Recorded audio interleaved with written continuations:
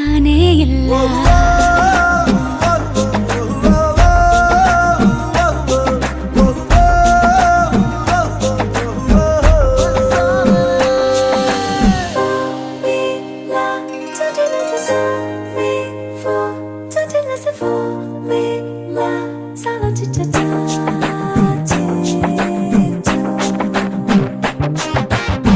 ದಿನ ರಾತ್ರಿಯು ನಿಲ್ಲದೆ ನಿನ್ನ ಜಾತ್ರೆಯು ಸಾಗಿದೆ ಇದಕ್ಕೊಂದು ಪರಿಹಾರ ತಿಳಿಸು.